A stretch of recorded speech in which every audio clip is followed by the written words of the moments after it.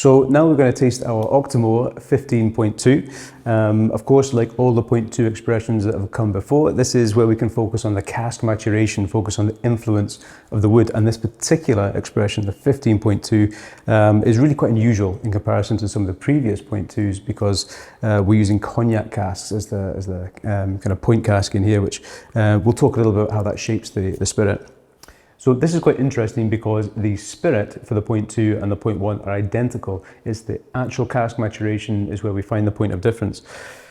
Whereas with the 0.1, we've aged in first fill bourbon barrels. The 0.2 here, we started off in second fill, in refill bourbon barrels.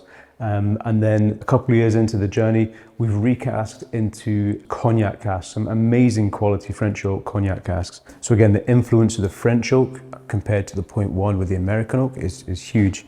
To give you some of the details here, as I mentioned, 108.2 ppm. This is 57.9% ABV as well, so slightly lower than the 0.1, and of course 5 years aged. So let's have a little look and see what we can find in this whiskey. The colour here, compared to some previous 0.2s, you might think this is a little bit light, even in comparison to the 0.1. It may seem a little light. The cask history, of course, we started off life in second fill bourbon barrels and some second fill wine casks. We then recast into the cognac, into that French oak. And of course, because these casks have been used for cognac before, we've taken some of the colour from and the flavour from these casks. So this is where we really allow the spirit to be a little bit louder in the whiskey. If we think about the colour, so we look at that, again, that's telling us, again, it's the influence of the cask is not dominating, it's not overpowering, really allowing the spirit to come through. And if I have a little nose,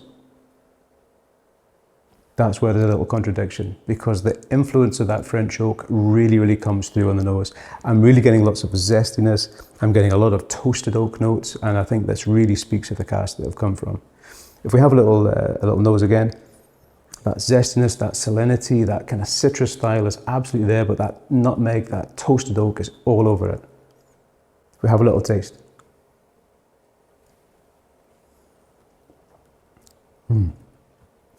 It's soft, it's round. Again, that texture is absolutely beautiful. That high strength really allows that viscosity, that flavour, that texture on the palate to come through. The influence here again is of that toasted oak. So we're getting the nutmeg, we're getting the wood spice, we're getting that, that lovely kind of toasted oak, that resinous oak coming through.